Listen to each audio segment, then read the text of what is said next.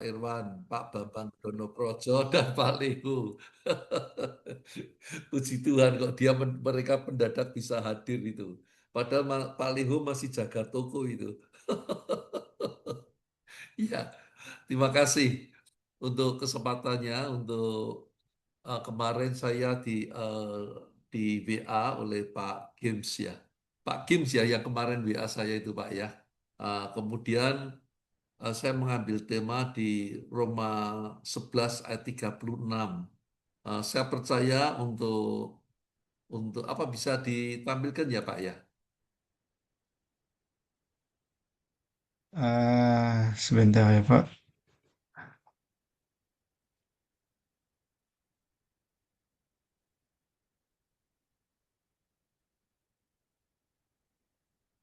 Atau boleh saya bacakan saja? Yang bisa sebenarnya Pak. Sebentar Pak. Saya coba. Oke, oke, oke.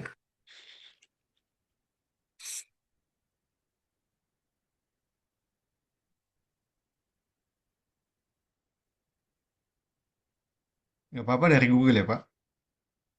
Ya, enggak apa-apa Pak.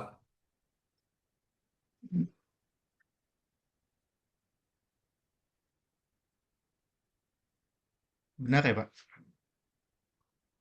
Ya, Yang ini ya Pak. iya Pak. Oke, oke, oke. Eh, Roma 11 ayat 36 dikatakan sebab segala sesuatu adalah dari Dia dan oleh Dia dan kepada Dia, bagi Dialah kemuliaan sampai selama-lamanya. Tentu saya percaya setiap kita orang percaya ini pasti pernah pernah membaca firman firman Tuhan ini, satu ayat yang benar-benar sangat powerful gitu untuk mengingatkan setiap kita. Bisa ditutup kembali Pak, tidak apa-apa Pak, sehingga mengingatkan setiap kita bahwa bagaimana kemuliaan Allah dalam kehidupan setiap kita ini, dan juga bahwa di dalam kehidupan ini apa yang Tuhan berikan kepada kita, ya apapun itu, apa yang kita nikmati, yang kita punya ini semua adalah dari Tuhan seperti itu. Menyadari hal ini, menyadari akan kemutlakannya seperti itu. Dan kemudian di dalam kita mengerjakannya itu sebetulnya bukan kekuatan kita, tapi hendaknya kita ini bersama-sama dengan Dia yang telah mempercayakan setiap kita. Dan akhirnya semuanya kembali untuk kemuliaan Tuhan, untuk kemuliaan Tuhan sendiri. Sehingga ini suatu ayat firman Tuhan yang sangat indah banget. Tetapi saya akan mengajak melihat dari suatu sisi yang lain, teman-teman. Bahwa bagaimana eh, pesan Tuhan ini pada setiap kita ini untuk kemuliaan Allah ini, saya itu lalu teringat, Pak. Teringat pada waktu saya masih remaja dulu. Saya ini lahir di kota kecil begitu, namanya Kota Muntilan, mungkin tidak banyak yang tahu. Itu dekat Borobudur sana, Pak, dekat Magelang sana, Pak. Setelah saya sekolah SD, SMP, kemudian setelah SMP saya mulai sekolah di luar kota, Pak. Saya sudah pisah dengan orang tua saya untuk saya sekolah di luar kota, di Semarang, kemudian di Surabaya, sampai sekarang sampai beranak pinak di Surabaya. Tapi saya ingat ada satu pesan papa saya itu pada waktu saya mau sekolah dari kota kecil, dari desa ini ke Semarang itu, papa saya ngomongnya gini satu, kamu jangan bikin malu nama orang tua katanya gitu. Nah, saya ini kemudian juga saya juga teringat firman Tuhan ini akan relevansinya dengan pesan papa saya itu seperti itu. Bapak katanya artinya untuk saya ini dalam sekolah ya artinya jangan sampai nganu ya jangan sampai kacau sekolahnya gitu. Tapi jangan sampai bikin malu orang tua seperti itu. Saya kira itu juga relevan dengan apa yang Tuhan katakan bahwa sebetulnya kalau di dalam artinya bilang biar kamu ini mesti um, harusnya bisa buat bangga orang tua seperti itu. Jangan bikin malu begitu. Nah, sekarang Tuhan juga pesankan pada kita di Roma 11:36 ini bahwa jangan kita itu hendaknya hidup kita ini menyadari adalah untuk kemuliaan Tuhan. Nah, saya ingin mengajak di dalam apa dalam suatu sisi yang lain itu bagaimana secara khusus kita menyadari keberadaan kita di pelayanan kita di full gospel ini. Sehingga kita akan menyadari bahwa kalau kita ada di full gospel ini adalah karena Tuhan gitu. Bukan karena maunya kita menyadari seperti itu. Bahwa bagaimana Tuhan letakkan kita untuk kita ada di wadah pelayanan ini seperti itu. Nah, pada waktu Tuhan meletakkan kita di pelayanan ini, tentunya kemudian bergantung pada setiap kita, respon kita masing-masing itu seperti apa. Saya masih ingat sebelum saya masuk di pelayanan ini, itu oleh mentor saya, Pak Heru, itu diajak tuh sudah lama sekali gitu loh. Sampai saya diajak ke Bali, di prospek sama dia, tapi saya tidak bergeming gitu loh. Saya cuma dalam hati itu, mohon maaf, ada kesombongan gitu. Wah, mendingan saya lah daripada kamu gitu loh. Seperti itu ada kesombongan gitu. Sampai lama sekali diajak saya nggak mau gitu. Tapi melalui suatu peristiwa pergumulan begitu, kemudian saya diajak, saya mau gitu, mulai ikut gitu dengan suatu pamrih lah, biar dapat mujizat kan seperti itu. Nah itulah sebetulnya kalau saya mengingat hal ini semua pada waktu eh, saya tuh diajak di dalam pelayanan ini, saya salah respon pada awalnya gitu. Sebetulnya bahwa saya baru mengetahui setelah ada di wadah ini bahwa sebetulnya kalau ada di wadah ini yang dari Tuhan ini, sebetulnya harusnya respon kita ini adalah suatu respon bahwa saya baru mengetahui bahwa sebetulnya ini merupakan suatu privilege dari Tuhan kepada saya, suatu penghargaan begitu, bahwa kita itu diundang untuk dalam pelayanan ini sesuatu yang akan membawa untuk kemuliaan Tuhan. Nah, pada waktu kita bisa menangkap ini tentunya ini tidak mudah ya teman-teman, tidak mudah. Banyak kita mengajak orang dalam pelayanan ini banyak yang menolak.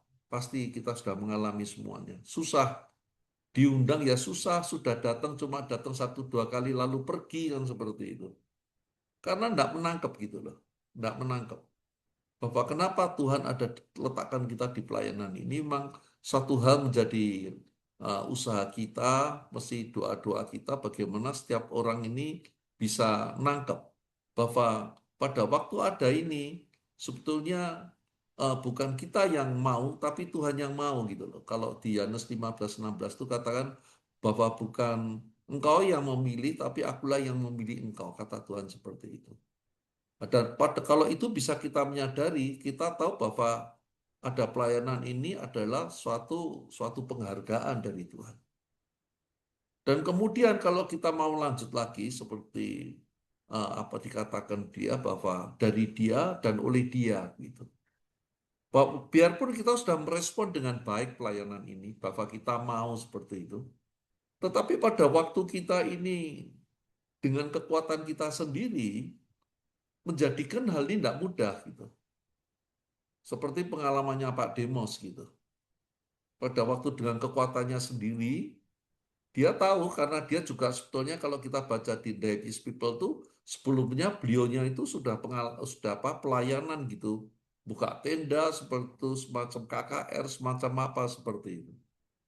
Tetapi pada waktu dia menggunakan kekuatannya sendiri, pikirannya sendiri, ternyata full gospel ini mau hampir saja selesai, hampir saja dibubarkan begitu. Tapi Tuhan baik banget, Tuhan ingatkan bahwa kamu tidak mengandalkan aku seperti itu.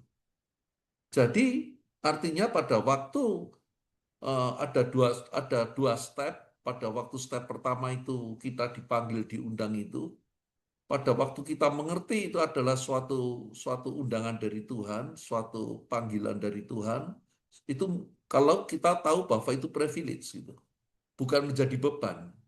Bukan menjadi sesuatu yang memberatkan kita itu enggak gitu. Tapi suatu suatu penghargaan dari Tuhan. Dan pada waktu kita kemudian mulai masuk dalam melakukannya itu, tetapi pada waktu kita mengandalkan kekuatan kita sendiri, kita lihat seperti pengalaman Pak Demos, dan saya percaya setiap kita yang ada di tempat ini pernah mengalami semua, itu amburadul gitu loh.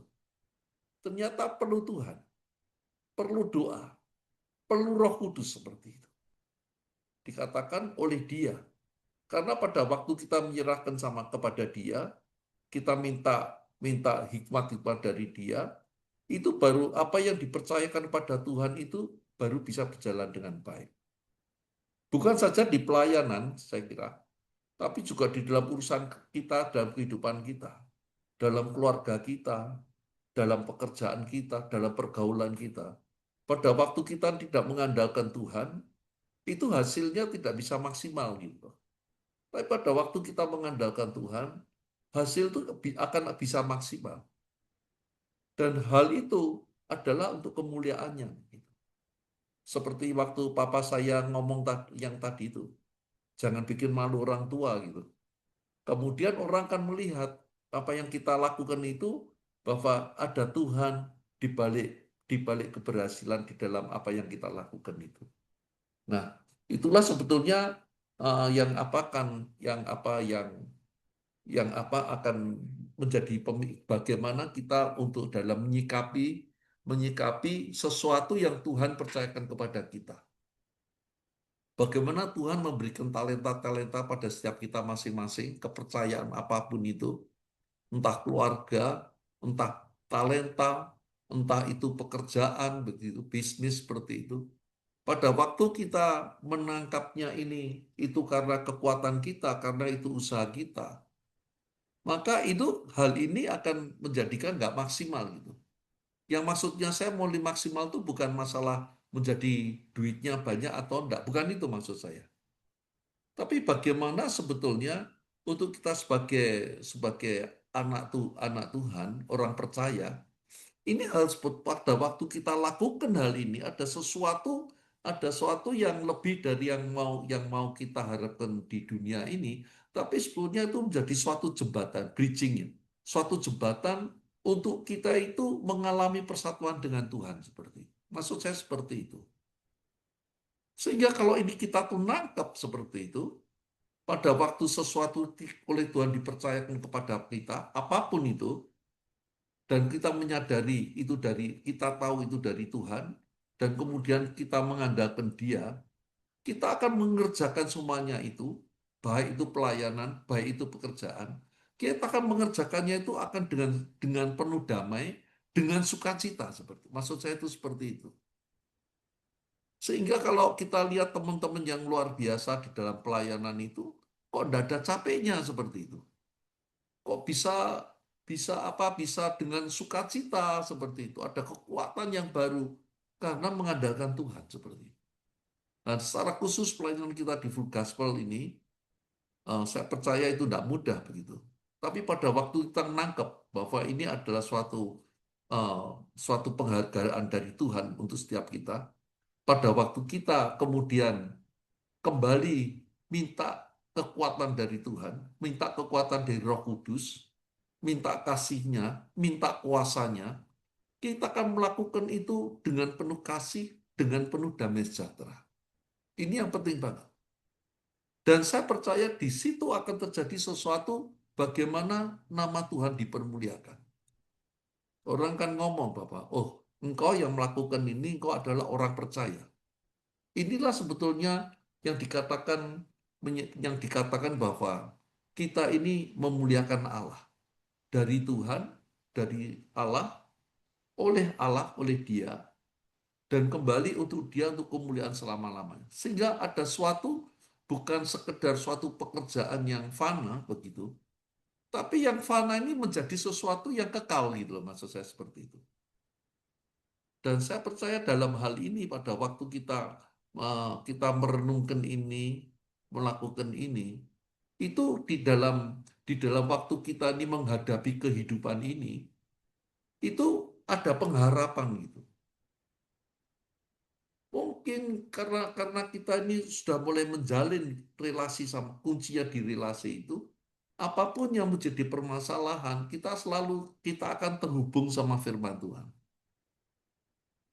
Seperti banyak hal yang kita baca di Alkitab itu seperti itu. Itu bahwa banyak bagaimana pertolongan Tuhan itu pada waktu kita berseru kepada Dia. Nah, itulah sebetulnya eh, ayat firman Tuhan ini akan mengingatkan kita bahwa apa yang Tuhan percayakan kepada kita ini,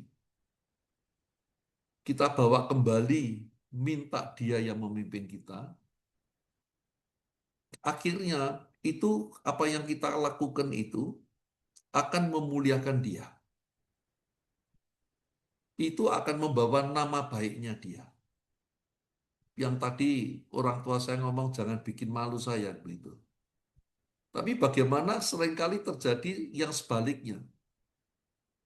Kalau saya ini pas kunjungan ke Kak dulu saya adalah koordinator pelayanan penjara di Surabaya gitu. Kalau saya di mana nih di penjaranya di Medaeng di sana begitu. Itu yang secara khusus itu yang apa itu yang narkoba itu banyak semuanya nama Kristen gitu loh. Padahal kita cuma berapa persen gitu. Tapi dari populasi itu lebih gitu loh. Jadi artinya itulah yang sebetulnya kalau kita nggak hati-hati, kita nggak menyadari yang Tuhan percayakan pada kita tidak memuliakan Dia, tapi kita justru akan membuat malu Dia seperti itu. Nah, teman-teman, bagaimana hal ini untuk kita bisa melakukan hal ini, hal di Roma 11:36 ini? Nggak ada lain hubungan kita dengan Tuhan. Relasi pribadi kita dengan Tuhan. Seperti yang saya sampaikan, saya mengerti pada waktu orang tua saya ngomong sama saya tahu bahwa yang ngomong itu papa saya. Orang yang mencintai saya, yang dengan mati-matian dia itu menyekolahkan saya di kota besar gitu, dengan segala usahanya, dengan keterbatasannya. Dan ini Tuhan memberikan percaya pada kita itu dengan kasihnya itu. Kalau kita menangkap, menyadari kasihnya itu, kita kemudian kita mengerti bahwa kita itu dalam relationship dengan Dia, lalu pada waktu kita dipercaya, pada waktu kita melakukan dengan pertolongannya, saya yang sampaikan tadi, ada satu poin yang luar biasa, ada sukacita, ada damai sejahtera. Karena pada waktu kita mau melakukan sesuatunya itu bisa dalam bisnis, dalam pelayanan itu, kita tahu kita bersama-sama dengan Tuhan. Jadi untuk melakukan itu, firman Tuhan itu bisa tergenapi dalam hidup kita pada waktu kita menyadari kasih-Nya, kita menyadari apapun yang ada dalam hidup kita itu dari Dia, kemudian kita meminta pertolongannya untuk menjalani semuanya ini, artinya, dan itu kita kembalikan kemuliaan untuk Dia, karena kita mengasihinya. Kita melakukan semuanya itu karena kita mengasihinya. Kita menyadari kasih-Nya, dan satu hal yang sangat penting banget dalam hidup kita. Hendaknya kita selalu menyadari kehadirannya dalam setiap momen hidup kita. Inilah sebetulnya yang akan membuat kita ini dalam hidup ini ada selalu pengharapan, ada suatu kekuatan, ada suatu sukacita, dan ada suatu damai sejahtera. Bukan hasilnya, bukan poinnya yang kita harapkan belum tentu berhasil, belum tentu sama yang kita harapkan. Tetapi apapun yang terjadi itu dalam kehidupan kita itu, kita tahu ada Tuhan yang bersama-sama kita. Yang akhirnya apapun seperti Roma 8:28 bahwa itu akan membawa kebaikan untuk kita. Biarpun mungkin kita belum melihatnya. Bahwa sesuatunya itu dari Dia untuk bagi kita orang yang dipanggil yang dikasihinya. Itu terima kasih untuk waktunya untuk apa boleh sampaikan. Mohon bisa teman-teman bisa lengkapi biar bisa menjadi berkat untuk kita semuanya. Saya serahkan pada host. untuk bisa kita sama-sama lengkapi apa yang saya sampaikan ini. Terima kasih, Tuhan memberkati. Mari Pak Nahon. Terima kasih Pak Alex, luar biasa untuk sharing malam hari ini bagaimana apa yang kita punya adalah dari Tuhan dan untuk Tuhan. Jadi sangat yang luar biasa juga adalah analogi yang Bapak bawakan bagaimana orang tua kita yang sudah mempercayai kita untuk sekolah misalnya, yang sudah berjuang, bekerja mati-matian ataupun bekerja keras. Contohnya kepada Bapak yang SMP sudah keluar dari rumah ya Pak, untuk sekolah Pak. Iya, Pak. Sungguh luar biasa. Apalagi Tuhan yang sudah menyiapkan damai hidup kita, damai sejahtera ataupun berkat-berkatnya untuk kita apabila kita tetap mengikutinya. Walaupun kadang tidak seperti yang kita mau. Tapi firman Tuhan juga mengatakan bahwa segala sesuatu yang terjadi adalah seturut dan seizin Tuhan. Jadi itu yang bisa saya tangkap dari sharing Bapak. Mungkin ada tanggapan, masukan, ataupun pertanyaan dari kita semua. Silakan.